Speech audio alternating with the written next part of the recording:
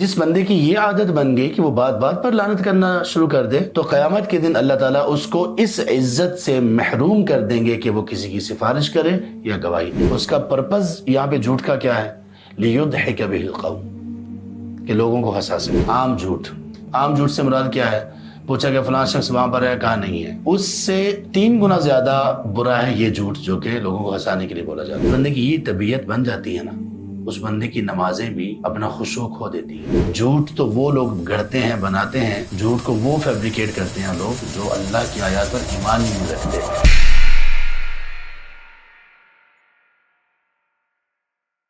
بسم اللہ الرحمن الرحیم، الحمد للہ رب العالمین والعاقبۃ للمتقین والصلاة والسلام علی سید الانبیاء والمرسلین ومن تبعهم بإحسان وایمان الی یوم الدین وبعد۔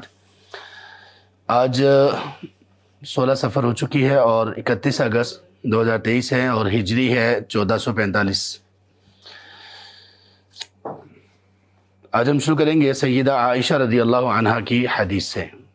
اللہم صلی علی محمد وعلی آل محمد کما صلیت علی ابراہیم وعلی آل ابراہیم انک حمید مجید۔ اللہم بارک علی محمد وعلی آل محمد کما بارکت علی ابراہیم وعلی آل ابراہیم انک حمید مجید۔ وعن عائشہ رضی اللہ عنہا قالت، سیدہ عائشہ رضی اللہ عنہا سے مروی ہے، انہوں نے کہا قال رسول اللہ صلی اللہ علیہ وآلہ وصحبہ وسلم، کہ رسول اللہ صلی اللہ علیہ وسلم نے فرمایا الشؤم نحست، سوء الخلق وہ بد اخلاقی کا نام ہے۔ اخرجہ احمد وفی اسنادہ ضعف، اس کو امام احمد رحمہ اللہ نے تخریج کیا اور اس کی سند میں ضعف ہے، یعنی ضعیف حدیث ہے، لیکن اس کا معنی دیگر حدیث سے اگر دیکھا جائے تو اس کا معنی درست ہے۔ اس کا مطلب کیا ہے؟ الشؤم سوء الخلق۔ اگرچہ اب تک جتنی بھی اس باب میں ہم نے احادیث پڑھی ہیں وہ تمام کی تمام ایسی احادیث ہیں جن میں ہمیں ڈرایا گیا ہے ان اخلاق اور ان عادات سے، ان ایتھکس سے جو کہ برے اور بیڈ اخلاق پر دلالت کرتے ہیں، تاکہ ہم لوگ پاک ہو جائیں۔ اور وہ ساری چیزیں جو پیچھے گزری ہیں وہ سب بد اخلاقی کی چیزیں تھیں، برے اخلاق سے متعلق ہیں ساری چیزیں۔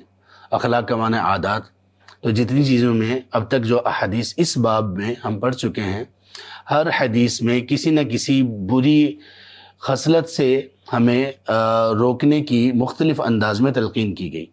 تو اس اعتبار سے دیکھا جائے تو نحوست اصل میں بد اخلاقی کا ہی نام ہے۔ نحوست کا کیا مطلب ہوتا ہے؟ برکت کا اٹھ جانا۔ الشؤم کا معنی ہوتا ہے بے برکتی ہونا، اور وہ برا اخلاق بے برکتی ہے، یہ بات واقعی ہی ٹھیک ہے۔ اگر کسی چیز کا نام بے برکتی ہو سکتا ہے تو وہ سب سے زیادہ اس بات میں جو چیز آئے گی وہ ہے انسان کا اخلاق کا برا ہونا۔ اس کے بعد کی حدیث ہے سیدنا ابو درداء رضی اللہ عنہ سے، وہ کہتے ہیں کہ قال رسول اللہ صلی اللہ علیہ وسلم، اللہ کے رسول صلی اللہ علیہ وآلہ وصحبہ وسلم نے فرمایا ان اللعانین، بلا شبہ بہت لعن طعن کرنے والے لوگ، لا یکونون شفعاء، وہ لوگ قیامت کے دن سفارش نہیں کر سکیں گے، سفارشی نہیں ہوں گے، ولا شہداء، اور نہ ہی وہ لوگ گواہی دینے والے ہوں گے یوم القیامہ، قیامت کے دن۔ اخرجہ مسلم، اس حدیث کو امام مسلم رحمہ اللہ نے تخریج کیا۔ یہ اس باب کی ایک اہم حدیث ہے جس میں ہمیں لعن طعن سے متعلق ایک اور طریقے سے رکنے کی اور بہت زیادہ لعن طعن کرنے کی عادت کی جو نفرت ہے نا، نفرت، وہ ہمارے دل میں پیدا کی گئی۔ ہم نے بہت زیادہ لعن طعن کرنا، اس کے متعلق پہلے بھی حدیث پڑھ چکے ہیں ہم، اور آپ صلی اللہ علیہ وآلہ وصحبہ وسلم کا وہ انداز بھی پڑھ چکے ہیں جو بہت ہی ایک کسی پر ٹرسٹ والا اور کسی پر اعتماد والا ہے، کہ مومن جو ہوتا ہے لیس المؤمن بالطعان، مومن بہت زیادہ طعن کرنے والا، ولا اللعان، بہت زیادہ لعنتیں کرنے والا نہیں ہوتا۔ اس انداز میں بھی ہمیں منع کیا گیا اس بری خصلت سے، اور یہاں پر تو بہت بڑی بات کی گئی۔ قیامت کے دن کا جو مرحلہ ہے، قیامت کا دن جب سب لوگ قبروں سے اٹھ کھڑے ہوں گے اور اللہ کے سامنے حساب کے لیے جائیں گے، تو وہ قیامت کا دن ہے، اور یہ 50,000 سال کا دن ہے اس دنیا کے حساب سے، 50,000 سال کا۔ اس 50,000 سال کے اس پورے دورانیے میں مختلف ایونٹس ہوں گے، مختلف احوال ہوں گے لوگوں کے، اور اس میں اللہ سبحانہ وتعالیٰ چونکہ یہ قیامت کا دن ہے، یہ یوم الدین ہے، یہ یوم الحساب ہے، یہ تو اس میں حساب لیں گے، اکاؤنٹیبلٹی کا یہ دن ہے، ریکننگ کا یہ دن ہے، سزا و جزا کا یہ دن ہے۔ تو اس میں کچھ لوگ ایسے بھی ہوں گے کہ اللہ تبارک و تعالیٰ ان لوگوں کو یہ عزت اور آنر بخشیں گے کہ وہ دوسرے لوگوں کی سفارش کر سکیں گے۔ اب سفارش کرنے کی جس کو وہاں اجازت مل گئی اس کی سفارش بھی قبول ہو جائے گی۔ قیامت کے دن جس کو سفارش کرنے کی اجازت مل گئی اس کی سفارش قبول بھی ہوگی۔ من ذا الذی یشفع عنده الا باذنہ، سفارش کے 3 اصول ہیں۔ ایک یہ کہ اجازت جس کو ملے گی وہ کر سکے گا، دوسرا اصول یہ ہے کہ کوئی اپنی مرضی سے نہیں کر سکے گا، پہلا اصول۔ دوسرے نمبر پر جس کو اجازت ملے گی وہ کر سکے گا، اور تیسرے نمبر پر جس کے بارے میں اجازت ملے گی اس کے بارے میں وہ سفارش کرے گا۔ اوپن سفارش کا حق کسی کو نہیں دیا جائے گا۔ یہ سفارش کے اصول ہیں۔ ہاں، اوپن سفارش ہمارے رسول کریم صلی اللہ علیہ وسلم کے لیے اس طرح سے ہوگی کہ وہ جہنم میں، وہ لوگ جن پر جہنم لازم ہو چکی ہوگی ان کے لیے بھی وہ سفارش کریں گے، لیکن وہ بھی ایک طرح سے لمیٹڈ ہو جاتی ہے۔ اللہ تعالیٰ ان کے لیے پسند کریں گے کہ ان کے لیے آپ سفارش کر سکتے ہو، تو ان کے لیے وہ سفارش کریں گے۔ تو ایک اعتبار سے اوپن نہیں ہے، ایک اعتبار سے اوپن بھی ہے۔ خیر، تو انبیاء کے علاوہ بھی کچھ لوگ وہاں پر سفارش کریں گے اور اللہ ان کی سفارش کو قبول کریں گے۔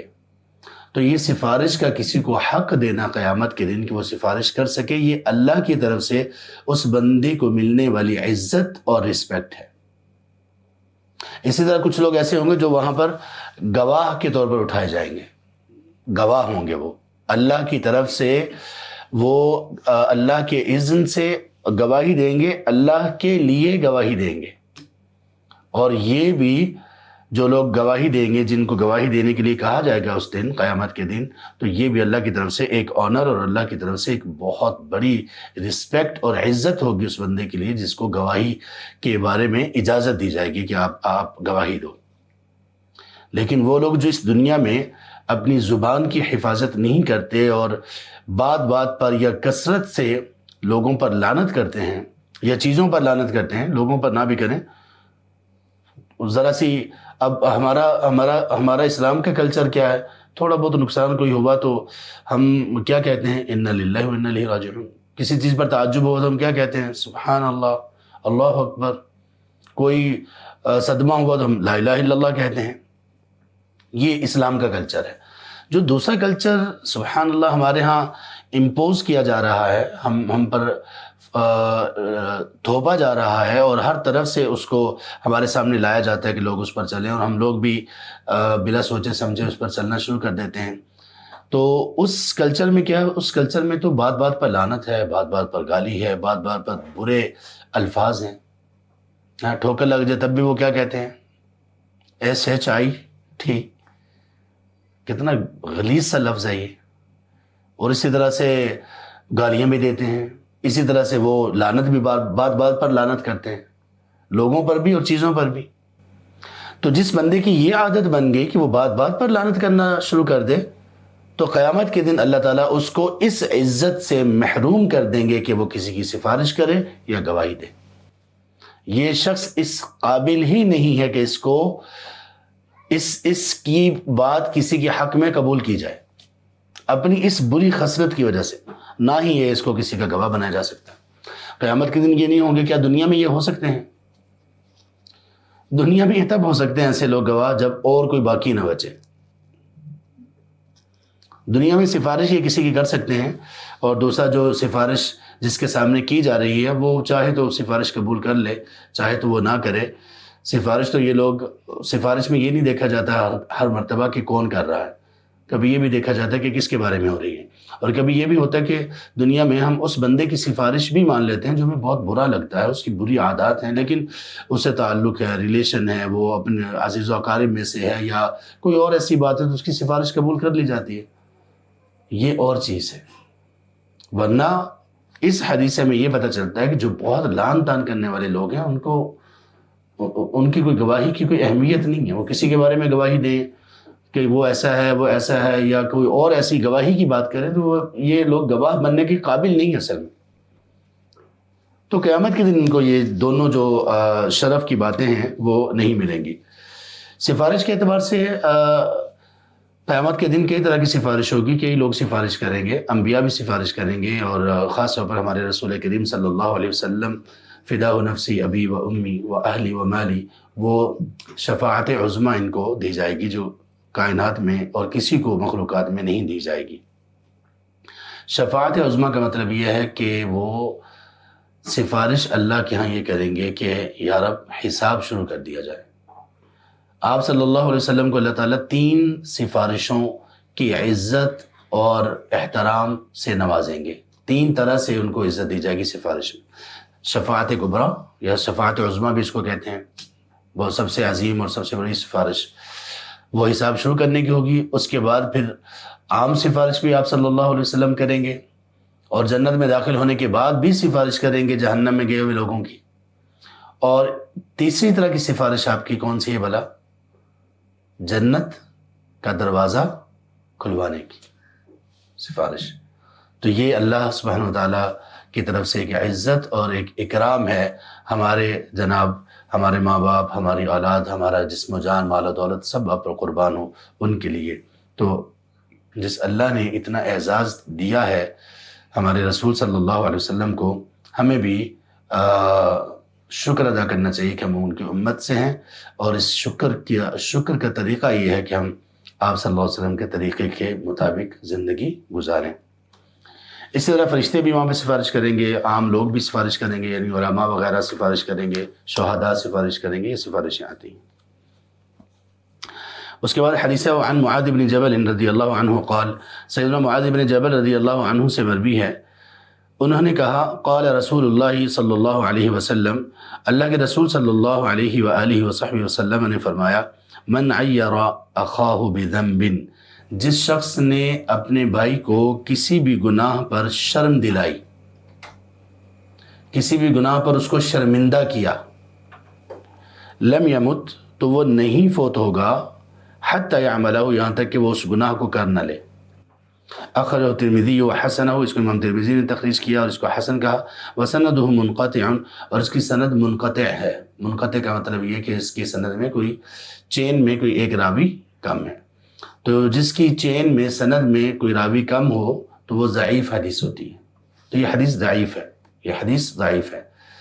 تو اس لیے اس میں جو بات بیان کی گئی ہے تو اس طرح سے ہے نہیں. دوسری اگر احادیث کو دیکھا جائے تو یہ بات ایسے نہیں ہے. اگر کسی نے کسی کو ایسے شرم دلائی اور اس میں وہ اگر بعد میں توبہ کر لے، یا کچھ ایسا کہ وہ خود ہی اس پر نادم ہو کے اس کو چھوڑ دے. دیکھیں کسی کو اگر کسی گناہ پر شرم دلائی ہے تو کبھی کبھی کسی کے گناہ پر شرم دلانا اچھا ہوتا ہے، اس کی غیرت کو جھنجھوڑنے کے لیے، اس کی حیا کو ایکٹیویٹ کرنے کے لیے اس کو شرم دلانا اچھا ہوتا ہے. گناہ پر ہے نا، تو گناہ پر شرم دلانے کا کوئی وہ ایسا نہیں ہے، نقصان ہر دفعہ یہ نقصان دہ نہیں ہے. تو سبحان اللہ، دیکھیں باقی حدیث سے بھی یہ معنی ویریفائڈ نہیں ہے اور سند بھی منقطع ہے تو یہ ضعیف ہے. تو صاحب پتہ چل رہا ہے کہ اللہ کے رسول صلی اللہ علیہ وسلم کی بات نہیں ہو سکتی. اگر سند منقطع نہ بھی ہوتی تب بھی ہم اس میں کچھ اندازہ لگا سکتے تھے کہ اس کا جو متن ہے وہ اس میں یہ مسائل ہیں. تو بہرحال یہ ضعیف حدیث ہے. لیکن یہاں تک یہ بات ٹھیک ہے، یہ خصلت ہم میں نہیں ہونی چاہیے کہ ہم کسی بندے کو گناہ، اس کے گناہ کی وجہ سے شرم دلائیں جب کہ وہ توبہ کر چکا ہو. یہ ٹھیک نہیں.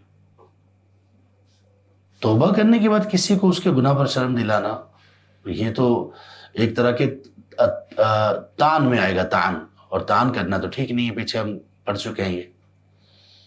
اسی طرح سے کوئی شخص کسی کو اس کے گناہ پر شرم دلاتا ہے لیکن اس کے دل میں اصلاح کی نیت نہیں ہے، اصلاح کے جذبے سے نہیں وہ دلا رہا، ویسے اس کو رسوا کرنے کے لیے کہ تم میں یہ گناہ پایا جا رہا ہے، یہ بھی ٹھیک نہیں.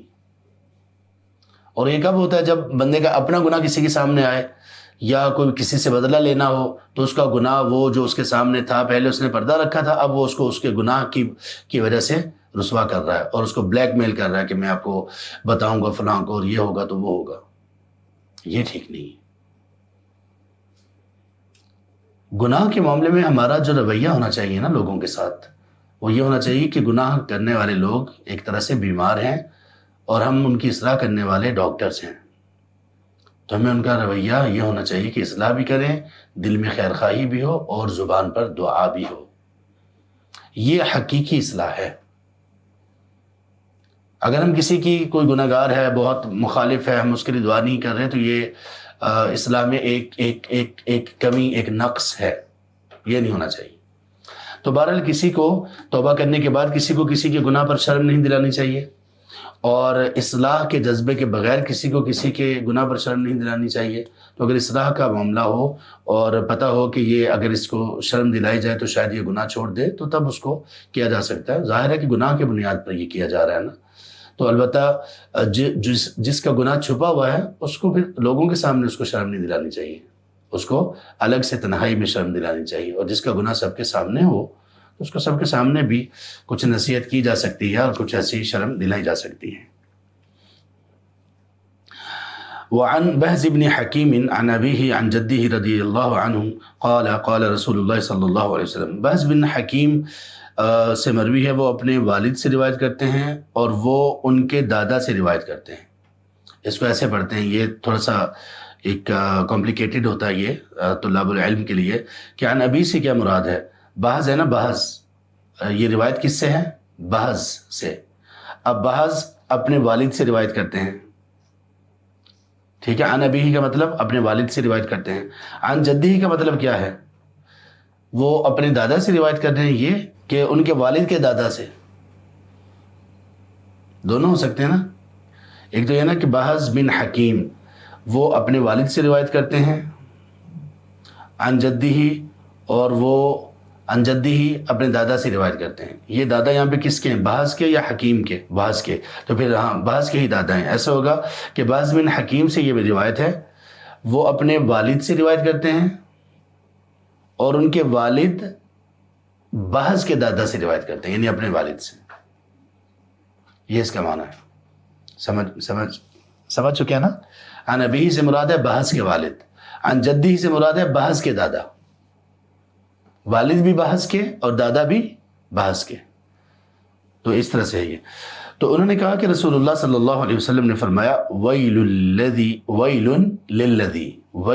للذی یحدث، ہلاکت ہے اس شخص کے لیے جو بات کرتا ہے فیکذب، اور جھوٹ بولتا ہے، لیضحک بہ القوم، تاکہ وہ لوگوں کو ہنسائے، لوگوں کو ہنسائے. ویل اللہ، پھر اس کے لیے ہلاکت ہے، ثم ویل اللہ، پھر اس کے لیے ہلاکت ہے. اخرجہ ثلاثۃ واسنادہ قوی، اس کو تینوں نے روایت کیا اور اس کی سند قوی ہے. تینوں سے مراد ہے سنن ابی داؤد، سنن نسائی اور سنن ابن ماجہ. یہ خاص ٹرمز ہیں بلوغ المرام کی، اس کتاب کی. اس میں حافظ ابن حجر رحمہ اللہ نے خاص اور رکھا ہے. اخرج الاربعۃ کو بھی کہتے ہیں، اخرج الخمسۃ کو بھی کہتے ہیں، اخرج الستۃ، 6 نے اس کو تخریج کیا، 5 نے اس کو تخریج کیا، 3 نے اس کو تخریج کیا، یہ کبھی کبھی کہتے ہیں. تو یہ ان کی اپنی ٹرمز ہیں. اس حدیث میں ہمیں اس باب کے تحت کہ ہم نے برے اخلاق کو چھوڑنا ہے، برے اخلاق سے ڈرایا جا رہا ہے ہمیں. یہاں پہ جو برا اخلاق یہاں پہ پیش کیا جا رہا ہے وہ ایک تو جھوٹ ہے، لیکن جھوٹ کے بارے میں تو ہم پہلے بھی پڑھ چکے ہیں. منافق کی علامات میں بھی ہم جھوٹ کو بہت تفصیل سے ڈسکس کر چکے ہیں. یہاں پر اصل جو پہلو ہے نا وہ جھوٹ نہیں ہے، وہ ہے لوگوں کو ہنسانے کے لیے جھوٹ. عام جھوٹ نہیں ہے، لوگوں کو ہنسانے کے لیے جھوٹ. پہلے اس میں ویل کا معنی سمجھ لیجئے. ویل کا معنی ہے کسی ویل کا معنی ہوتا ہے ہلاکت اور بربادی، کہ وہ بندہ ہلاک ہو گیا، برباد ہو گیا، تباہ ہو گیا. اور کچھ نے کہا کہ یہ جہنم میں ایک وادی کا بھی نام ہے، جہنم کے ایک پورشن کا بھی نام ہے، کچھ نے یہ اس کی تفسیر کی. تو بہرحال ویل ان کا معنی ہلاکت اور بربادی، یہ زیادہ قریب ہے. کس بندے کے لیے؟ وہ بندہ جو جھوٹا ہے، بلکہ 3 مرتبہ کہا گیا کہ ہلاکت ہے. ایک بندے کے بارے میں 3 مرتبہ کہا گیا. اور کہنے والے کون ہیں؟ جناب سیدنا رسول اللہ صلی اللہ علیہ وآلہ وصحبہ وسلم، فداء نفسی ابی و امی و اہلی و مالی، وہ ہیں. اب اسے اندازہ کیجئے کہ یہ کوئی چھوٹی بات نہیں ہے پھر، جس کے بارے میں آپ صلی اللہ علیہ وسلم یہ کہہ رہے ہیں نا، اور 3 مرتبہ کہہ رہے ہیں بربادی ہے، بربادی ہے، برباد ہو گیا وہ بندہ. کون؟ الذی یحدث، جو بات کرتا ہے، فیکذب، اور جھوٹ بولتا ہے. کیوں؟ اس کا پرپز یہاں پہ جھوٹ کا کیا ہے؟ لیضحک بہ القوم، کہ لوگوں کو ہنسا سکے، لوگوں کو ہنسانے کے لیے جھوٹ. اب دیکھیں لوگوں کو خوش کرنا، لوگوں کو ہنسانا کی بری بات تو نہیں ہے، لوگ آپ سے اگر خوش ہو جائیں تو یہ بری بات نہیں ہے، لیکن سبحان اللہ آپ لوگوں کو ہنسانے کے لیے، اس فائدے کے لیے، بات تو یہ اچھی ہے کہ لوگ خوش ہو جائیں، لوگ ہنسیں، کسی حد تک ہنسنا بات تو یہ ٹھیک ہے، لیکن آپ نے لوگوں کی خاطر اللہ کی نافرمانی کر دی. جس چیز سے، جس بری خصلت سے آپ کو اتنا ڈرایا گیا، اتنا آپ کو روکا گیا، آپ کو کہا گیا یہ منافق کی علامت ہے. آپ کو کہا گیا قرآن کریم میں، وہ سورہ بقرہ کی جو آیت ہے، سورۃ البقرہ کی آیت نمبر 10، وَلَهُمْ عَذَابٌ أَلِيمٌ بِمَا كَانُوا يَكْذِبُونَ، کہ منافقین کی علامات تو بہت ساری ہیں، 60 کے قریب ہیں، جیسا کہ پہلے بھی بتایا، لیکن اللہ تعالیٰ نے جب ان کے انجام کا ذکر کیا تو اللہ نے صرف ایک ان کی علامت بیان کی، وہ ہے جھوٹ. وہ ہے جھوٹ. یعنی آپ نے لوگوں کو ہنسانے کے لیے اللہ کی اتنی بڑی نافرمانی کر دی کہ جو اللہ نے قرآن میں منافقین کی علامت کے طور پر ذکر کی کہ ان کی بنیادی علامت جس کی وجہ سے ان کا انجام برا ہوگا وہ جھوٹ ہے. تو یہاں پر دیکھیں فائدہ تو ہے لوگوں کو ہنسانا، یہ ایک فائدہ ہے، لیکن نقصان اس سے بڑا ہے. اس کا مطلب یہ ہوا کہ مومن شخص فائدے اور نقصانات کا بھی تجزیہ کرتا ہے، اور اللہ کی نافرمانی جہاں پر ہو وہاں پر پھر فائدے آپ کو کیا فائدہ، کسی بھی چیز کا آپ کو کیا دے دے گا؟ بے برکتی ہوگی، فائدہ آپ ختم کہ کل ختم.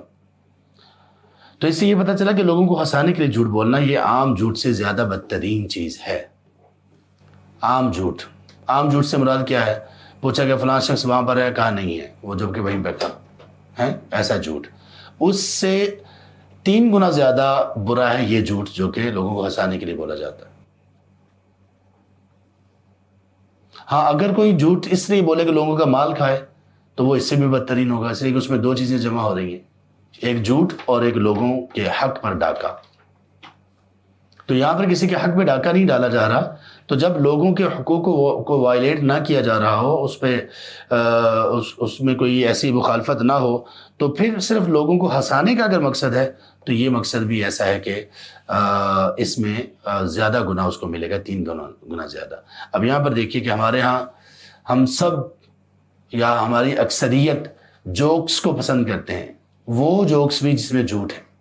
اور صرف جھوٹ نہیں ہوتا، ہمارے جو کامیڈی شوز ہوتے ہیں ہمارے ہر ملک کے، اور وہ جو ہوتے ہیں لوگ، اب ان کو بھی لوگوں نے آرٹسٹ کہنا شروع کر دیا. جھوٹ بول کر لوگوں کو ہنساتے ہیں، لوگوں کی شکلوں پر بات کرتے ہیں، تمہارا منہ ایسے ہے، تمہارا منہ ایسے ہے، تمہارا چلنا ایسے ہے، تم ایسے دکھائی دیتے ہو. اور اسی طرح جھوٹ گڑ کے ہیں. جھوٹ بولنا ہنسانے کے لیے یہ جیسے بہت بری بات ہے، اسی طرح اگر ہنسانے کے لیے انسان جھوٹ بنا رہا ہے، خود سے بنا رہا ہے، یہ اس سے بھی بڑا گناہ ہے. جھوٹ بولنا اور جھوٹ گھڑنا، ان میں فرق ہے. فرق کیا ہے بھلا کون بتائے گا؟ جھوٹ گھڑنا اور جھوٹ بولنا، دونوں میں فرق ہے. اور آپ کو معلوم ہے کہ جھوٹ گھڑنے والے لوگ، جھوٹ بنانے والے لوگ، ان کے بارے میں اللہ تعالیٰ کا فرمان ہے سورۃ النحل میں آیت نمبر 105 میں، انما یفتری الکذب الذین لا یؤمنون بآیات اللہ. جھوٹ تو وہ لوگ گھڑتے ہیں، بناتے ہیں، جھوٹ کو وہ فیبریکیٹ کرتے ہیں لوگ جو اللہ کی آیات پر ایمان ہی نہیں رکھتے. یعنی اللہ تعالیٰ نے ان لوگوں کے ایمان کی نفی کر دی جو جھوٹ بناتے ہیں. تو کیا فرق ہے جھوٹ بولنے اور بنانے میں؟ وہ یہی کہ جھوٹ بولنا یہ ہوتا ہے نا کہ جو بات خلاف واقع ہو، یہ جھوٹ بولنا ہے. یہ کام ہوا، وہ کہا کہ نہیں ہوا، یہ جھوٹ ہے. ایک چیز جیسی چل رہی ہے اس کو اس کے برعکس بیان کرنا، یہ جھوٹ بولنا ہے. مثال کے طور پہ پوچھا گیا کہ فلاں شخص کیا فلاں جگہ پر موجود تھا، تو وہ کہتا ہے کہ نہیں جبکہ وہ وہاں پر تھا. یہ ہے جھوٹ بولنا. جھوٹ گڑنا کیا ہے کہ وہ وہاں پر نہیں تھا، وہ تو پارک میں تھا، وہ تو فلاں جگہ پر تھا. یہ جو ایکسٹرا چیزیں اس نے خود سے بنائی نا، یہ جھوٹ گڑنا ہے. یہ اور شدید ہو جاتا ہے. تو وہ لوگ جو کامیڈینس ہوتے ہیں، جو اس طرح کے لوگ ہیں ہمارے ہاں، جو جن کو آرٹسٹ کہا جانے لگ گیا، تو یہ ان تک اگر کوئی بات یہ پہنچے یا کوئی پہنچائے تو ان کو یہ خبردار رہنا چاہیے کہ رسول کریم صلی اللہ علیہ وسلم نے جھوٹ بول کر لوگوں کو ہنسانے کے متعلق کہا کہ 3 مرتبہ ان لوگوں کے لیے ہلاکت ہے. اور ان لوگوں پر بھی افسوس ہے جو ایسے لوگوں تک دین کی بات پہنچاتے ہیں لیکن عمریں گزر جاتی ہیں اور ان کو سبحان اللہ یہ حدیث ہی نہیں سناتے کہ بھائی آپ کا یہ کامیڈی شوز کرنا اور اس میں جھوٹ بول کر لوگوں کو ہنسانا یہ کتنا بڑا گناہ ہے. تو جھوٹ بول کر لوگوں کو ہنسانے کی جب یہاں پہ بات ہوئی تو اس سے سمجھ یہ آئی کہ اگر کوئی بندہ جھوٹ بولے بغیر لوگوں کو ہنساتا ہے تو وہ ٹھیک ہے. لیکن اس میں بھی پہلے بھی کسی نے سوال کیا تھا کہ مزاح میں مبالغہ کیا ہے. مزاح میں مبالغہ یہ کہ ہر وقت ہی کرتے رہنا، ہر وقت ہی ہنستے ہنساتے رہنا، یہ ٹھیک نہیں ہے. لیکن کبھی کبھی اگر ہو تو یہ ٹھیک ہے، مطلب بڑے ہی لائٹ موڈ میں اور بہت ہی اس طرح سے یعنی وہ کر دیتے ہیں. کسی نے پوچھا کہ کیلے کیسے لگائے ہیں، اس کا کیا مقصد تھا؟ مقصد تو یہ تھا نا کہ کیسے، اس کا کیا ریٹ کیا ہے. تو وہ فیصل آباد کا بندہ کہنے لگا بھائی ترتیب سے لگائے ہیں. تو اس طرح کی چیزیں سبحان اللہ یہ وہ بول دیتے ہیں. ہمارے ایک عزیز ہی ہیں دور کے، فیصل آباد میں وہ بھی رہتے ہیں. تو ان کا گھر میں وہ چھوٹا بھائی ان کا رونے لگ گیا. تو اس نے اپنے دوسرے بھائی سے کہا، کہنا تو یہ تھا اس کو چپ کرواؤ، اس کو کہنے لگا اس کو سائلنٹ پہ لگاؤ. اوریجنل ایک مزاح ہو گیا. مسجد میں ایک بھائی نے یہ سب فیصل آباد کی باتیں، فیصل آباد میں بتایا کہ ایک بھائی کوئی بچے کو لے کر آئے تو بچہ کوئی شرارت کر رہا تھا، تو اس نے اس کو تھوڑا سی چپت لگا دی، شرارت کر رہا تھا تو وہ شرارتیں اس کی بند ہو گئی. تو دوسرا بھائی کہنے لگا پیکج ہو گیا اس کا. اب کافی دیر تک خاموش رہے گا. تو یعنی مزاح میں اور ہنسنے ہنسانے میں آدمی ایک جائز طریقہ بھی استعمال کر سکتا ہے. ہر وقت نہیں ہونا چاہیے لیکن یہ بھی ہو سکتا ہے. آپ صلی اللہ علیہ وسلم سے اس طرح کا مزاح جس میں نہ جھوٹ ہے، نہ کسی کی تحقیر، حقارت نہیں ہے کسی کی شکل کی، چال ڈال کی نہیں. تو اس طرح کا جو ایک اوریجنل سا ہے وہ ہم اس سے پہلے بھی رسول کریم صلی اللہ علیہ وآلہ وصحبہ وسلم میں کچھ مزاح ذکر کر چکے ہیں، تو وہ اس کی گنجائش ہے. وعن انس رضی اللہ عنہ عن النبی صلی اللہ علیہ وسلم قال، سیدنا انس بن مالک رضی اللہ عنہ بیان کرتے ہیں کہ رسول کریم صلی اللہ علیہ وسلم نے فرمایا کفارۃ من اغتبتہ، کفارہ، کمپنسیشن اس بندے کی جس کی آپ نے غیبت کی ہے، ان تستغفر له، وہ یہ ہے کہ آپ اس کے لیے استغفار کریں. رواہ الحارث بن ابی اسامہ بسند ضعیف، اس کو حارث بن ابی اسامہ نے ضعیف سند کے ساتھ بیان کیا. تو یہ چونکہ حدیث ضعیف ہے تو اس میں لیکن یہ جو بات کی گئی ہے کہ آپ جس کی آپ نے غیبت کی آپ اس کے لیے استغفار کریں، تو اس میں ایک پہلو سے یہ ٹھیک ہے بات، ایک پہلو سے ٹھیک نہیں ہے. کیا جس کی غیبت کی گئی اس کا کفارہ یہی ہے کہ آپ بس استغفار کر دیں اس کے لیے؟ نہیں، اس کا کفارہ، اس کا کمپنسیشن یہ ہے کہ آپ اس سے جا کر معافی مانگیں. جیسے صحیح مسلم کی حدیث ہے کہ من کانت عنده مظلمة لأخیہ فلیتحللہ منہ اليوم، جس بندے کے ذمے کسی دوسرے بھائی جس بندے نے کسی دوسرے بھائی کے ساتھ کوئی ظلم کیا تو وہ اس سے جا کر اپنے معاملے کو حل کرے. فلیتحللہ، وہ اس کے پاس جا کر اپنے معاملے کا حل اس سے پوچھے، یعنی معافی مانگے اليوم، آج ہی. کسی بھی طرح کا ظلم، غیبت، چغلی، بہتان، الزام، مال کھایا ہو، کچھ بھی کیا، اس کے پاس جانا ضروری ہے. ہاں اس کا جو پہلو ٹھیک ہے اس روایت کا، وہ پہلو ٹھیک یہ والا ہے کہ ایک آدمی نے کسی کی غیبت کی یا کچھ ایسا کیا، اب وہ اسے پتہ ہی نہیں وہ کہاں پر ہے. جیسے سفر میں، راستے میں کسی نے کسی کے ساتھ ایسے ہی اس کو برا بھلا کہہ دیا یا اس کو مار دیا، ہاتھ اٹھا دیا اس پر، بعد میں وہ بڑا پریشان ہوا کہ یار میں نے تو غلطی کی ہے. اب یہ کیا کرے، اس کو تو پتہ نہیں وہ بندہ کہاں کا تھا، کہاں گیا، تلاش بھی نہیں کر سکتا اس کو. یا وہ شخص فوت ہو گیا تو پھر یہ ہے کہ وہ بندہ جس پر اس نے ظلم کیا اس کے لیے استغفار کرتا رہے اور اپنے لیے بھی استغفار کرے کہ یا اللہ مجھے بھی معاف کر دے، اور اے اللہ میں نے جو اسے تکلیف دی اے اللہ تو اس کے بدلے میں اس کی مغفرت کر دے، اس کے گناہوں کو معاف کر دے، ورنہ تو اس بندے کے جو نیکیاں ہیں وہ اس کو دی جائیں گی. تو یہ والا اس کا پہلو ٹھیک ہے، باقی یہ روایت ضعیف ہے۔ وعن عائشہ رضی اللہ عنہ قالت قال رسول اللہ صلی اللہ علیہ وسلم، سیدہ عائشہ رضی اللہ عنہ سے مروی ہے، انہوں نے کہا کہ رسول اللہ صلی اللہ علیہ وسلم نے فرمایا ابغض الرجال الی اللہ، سب سے زیادہ مبغوض مرد اللہ کے نزدیک وہ ہیں الالد الخصم، جو کہ بہت زیادہ جھگڑا کرنے والے ہیں۔ الالد الخصم دونوں کا تقریباً ایک معنی ہے۔ الالد کا اصل معنی یہ ہوتا ہے کہ ادھر ادھر پھرنے والا، دائیں بائیں کرنے والا، رائٹ لیفٹ کرنے والا، اور خصم کا مطلب ہوتا ہے جھگڑا کرنے والا، یعنی جھگڑا کرنے والا، اور جھگڑے میں بھی کبھی ادھر جا رہا ہے کبھی ادھر کو بات کو لے جا رہا ہے۔ جھگڑا ختم کرنے کی بجائے وہ جس کو کہتے ہیں نا نئے نئے کٹے کھولنا، وہ نئے سے نئے مسئلے شروع کر دیتا ہے، اور ہر بات پر ایسے ہی کرتا ہے، ہر دوسری بات پر ایسا کرتا ہے۔ تو یہ مراد ہے۔ اخرج مسلم، اس کو امام مسلم رحمہ اللہ نے روایت کیا۔ تو الد الخصم سے یہ مراد ہے۔ یہ اس باب کی آخری حدیث ہے، سبحان اللہ۔ اور اس میں جس بات کی طرف اشارہ کیا گیا ہے، جو بری خصلت جس سے ہم نے بچنا ہے، وہ یہ ہے کہ مومن شخص میں اس کی پرسنالٹی میں جو چیز اس کی ڈیولپنگ اور امپروومنٹ میں اور اس کی پرسنالٹی کے حسن میں، شخصیت کی تعمیر اور حسن میں جو چیز نقص پیدا کرنے والی ہے، ان میں سے ایک یہ ہے کہ آدمی بات بات پر بہت جھگڑا کرنے والا ہو، کوئی بات جانے ہی نہ دے۔ ہمیں بہت ساری باتیں ہیں نا، بس جانے دینا چاہیے۔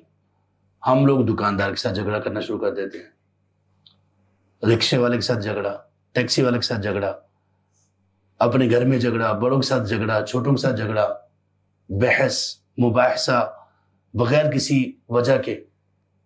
یہ والی جو چیزیں نا، یہ ٹھیک نہیں، یہ مومن کے لائق نہیں۔ اور اس کو کیا کہا گیا؟ ابغض الرجال، یعنی مردوں میں سب سے زیادہ جو قابل بغض ہیں جو مرد، یہاں پہ الرجال کا ذکر کیا گیا، کیا خواتین اس میں شامل نہیں ہیں؟ خواتین بھی شامل ہیں، لیکن زیادہ یہ کام چونکہ مرد کرتے ہیں، ان کو اس میں تھوڑی سی ہمت چاہیے ہوتی ہے، اب وہ اکڑ چاہیے ہوتی ہے، تو مرد زیادہ یہ کام کرتے ہیں۔ خواتین کا گھر کا کام ہوتا ہے زیادہ، تو ان میں اس طرح سے وہ اکڑ مردوں کی طرح نہیں ہوتی، کم ہوتی ہے، تو اس لیے زیادہ چونکہ مرد یہ کام کرتے ہیں تو اس لیے ان کا نام یہاں پہ دیا گیا، ورنہ خواتین بھی اس حکم میں شامل ہیں۔ خواتین کا کیسے ہوگا؟ اپنے گھر میں موجود دوسری خواتین کے ساتھ جھگڑا، اپنے کلاس فیلوز خواتین ہیں، سسٹرز ہیں، ان کے ساتھ جھگڑا، کسی کے ساتھ بھی کوئی معاملہ، کوئی لین دین کیا، اس کے ساتھ جھگڑا، ساس کے ساتھ جھگڑا، ساس کا بہو کے ساتھ جھگڑا، جھگڑے ہی جھگڑے، چھوٹی چھوٹی بات کا بتنگڑ بنانا، چھوٹی چھوٹی بات کو اچھال دینا، چھوٹی چھوٹی بات پر لڑائی جھگڑے کا ماحول پیدا کر دینا، یہ ٹھیک نہیں۔ کیوں اتنی سخت بات کیوں کی گئی اس کے بارے میں؟ سبحان اللہ۔ اس لیے کہ جس بندے کی یہ طبیعت بن جاتی ہے نا، اس بندے کی نمازیں بھی اپنا خشوع کھو دیتی ہیں۔ جس بندے کی یہ طبیعت ہو نا کہ وہ ہر بات پہ جھگڑتا ہی رہتا ہے، تو وہ ممکن ہے کہ نماز سے پہلے کسی سے جھگڑتے ہوئے آیا ہو، اور ممکن ہے کہ نماز کے بعد اس کا کسی سے جھگڑنے کا ارادہ ہو، تو دونوں صورتوں میں اس کی نماز خراب۔ یعنی یہ عبادات کو خراب کر دینے والی چیز ہے، انسان کے اخلاق کو خراب کر دینے والی چیز ہے۔ اور جب وہ لڑائی جھگڑے پر اترے گا تو ممکن ہے لڑائی جھگڑے سے آگے وہ بہت ساری چیزوں پر چلا جائے، گالی گلوچ پر اتر آئے، الزام تراشی پر اتر آئے، کسی بھی چیز پر اتر آئے، یا وہ پھر یہ کہ بہت زیادہ جھگڑا کرنے والا جو شخص ہوتا ہے وہ زیادہ ذکر نہیں کر سکتا اللہ تعالیٰ کا، محروم ہو جاتا ہے۔ زبان کو جب ہم غلط میں استعمال کریں گے تو ہماری زبان صحیح میں استعمال کم ہوگی۔ ہم اپنی جتنی بھی صلاحیتیں اور جتنا بھی ہمارا ٹیلنٹ ہے، اگر صحیح میں استعمال نہیں کریں گے تو غلط میں ہوگا، غلط میں ہوگا۔ جیسے آج یہ ہماری 40 کی کلاس تھی، اس میں میں ذکر کر رہا تھا کہ کتنے ایسے لوگ ہیں، مرد ہیں اور خواتین، ان کو گانے یاد ہوتے ہیں، سانگز گنگناتے رہتے ہیں۔ کیسے یاد ہو جاتے ہیں؟ اشعار بہت سارے یاد ہوتے ہیں، اور یہی وہ مرد و خواتین ہیں، مسلمان ہیں، یہ اسلام کے بیٹے اور بیٹیاں ہیں، سبحان اللہ۔ جتنے ان کو گانے اشعار یاد ہیں، اتنی ہی آیات اور احادیث بھی یاد ہو سکتی تھیں ان کو، کہ نہیں ہو سکتی تھیں؟ یہ زیادہ میوزک سنتے ہیں، زیادہ سانگ سنتے ہیں، تو وہ ان کے زبان پر وہی جاری ہیں۔ اگر اس کی جگہ پر وہ آیات کی تلاوت، احادیث سنتے ہوں اور اچھی باتیں سنتے ہوں تو وہ جاری ہو جائیں گی، اور اسی طرح سے انسان کا سبحان اللہ خاتمہ ہوتا ہے۔ اللہ اسی طرح سے انسان کا اختتام بھی اس عمل پر ہوتا ہے جو کثرت سے وہ کر رہا ہوتا ہے۔ کتنے لوگ ایسے ہیں کہ وہ موت کے آخر میں لوگوں نے ان کو تلقین کی کہ وہ کلمہ پڑھ لیں، لیکن وہ اسی طرح کے سانگز، اسی طرح کی گالی گلوچ اور اسی طرح کی چیزیں ہی کہتے ہوئے دنیا سے گئے جو ان کی عادت بنی ہوئی تھی۔ یہ کئی واقعات ایسے ہیں۔ تو اس لیے یہ بہت زیادہ جھگڑالو ہمیں نہیں ہونا چاہیے، باوجود اس کے کہ ہم حق پر ہوں پھر بھی نہیں، لیٹ گو کرنا چاہیے، کوئی بات نہیں۔ کچھ لوگ ایسے ہوتے ہیں ان کے ساتھ آپ اگرچہ حق پر ہیں، ان کے ساتھ لڑائی جھگڑے کا فائدہ ہی نہیں ہے، چھوڑ دیں۔ نقصان ہو گیا پھر بھی چھوڑ دیں، نقصان ہونے کے باوجود آپ چھوڑیں گے نا، آپ کا دل اتنا بڑا ہو جائے گا۔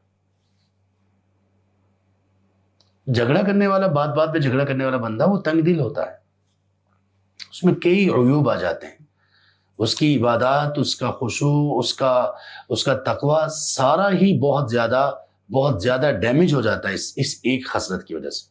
اس نے کہا کہ ابغض الرجال، یعنی سب سے زیادہ قابل بغض اللہ کے نزدیک، سبحان اللہ، اللہ کے نزدیک، اور لوگوں میں بھی وہ پھر قابل احترام نہیں رہتے۔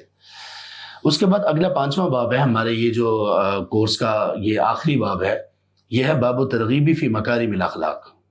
الترغیب کا مطلب ہوتا ہے کسی چیز میں انٹرسٹ ڈیولپ کرنا، کسی چیز میں دلچسپی بڑھانے کے لیے، کسی چیز میں دلچسپی بڑھانے کے لیے کچھ کرنا، اس کو ترغیب کہتے ہیں۔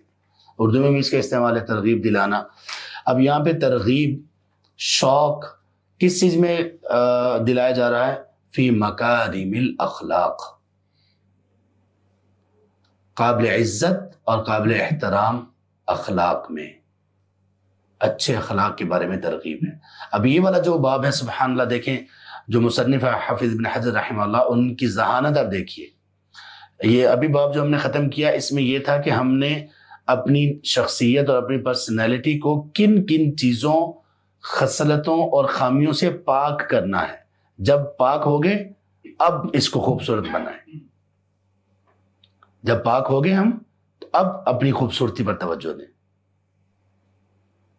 لوگ اپنے، ایک مثال کے طور پر ہم لے لیتے ہیں، خواتین میک اپ کب کرتی ہیں؟ اپنے آپ کو پاک صاف کرنے کے بعد۔ آگے بیوٹیفائی کرنا، خوبصورت بنانا کسی چیز کو، وہ ابتدائی طور پر پاک صاف ہونے کے بعد ہے۔ تو یہی وہ پہلے بھی بتا چکا ہوں، تزکیہ کے دو حصے ہوتے ہیں۔ ایک ہے التخلیہ۔ التخلیہ کا مطلب ہوتا ہے کہ باز آ جانا، رک جانا اور چھوڑ دینا برے اخلاق کو، اور اس کے بعد ہوتا ہے التحلیہ۔ تحلیہ کا مطلب ہوتا ہے آدمی کا زیور سے آراستہ ہونا، جیولری۔ تو اب اچھے اخلاق کی جیولری اب پہننی ہے۔ اب وہ ہم جب بری چیزوں سے اپنی شخصیت کو بچا لیا، تو اب اس باب میں ہم سبحان اللہ وہ احادیث پڑھیں گے رسول کریم صلی اللہ علیہ وآلہ وصحبہ وسلم کی، فداء نفسی ابی و امی و اہلی و مالی، کہ جس میں ہم میں وہ بہترین کریکٹرسٹکس ہمارے اندر پیدا ہوں۔ ایسے پرسنالٹی ڈیولپ ہوتی ہے۔ یہ طریقہ ہے تعمیر شخصیت کا، اور یہ وہ طریقہ ہے جو اللہ کی طرف سے نازل شدہ طریقہ ہے، ڈیوائن ٹیچنگز پر مبنی یہ طریقہ ہے۔ تو یہ ہماری شخصیت اس پہ انشاءاللہ ڈیولپ ہوگی، تو ہم نیکسٹ ویک سے اس کو شروع کریں گے انشاءاللہ۔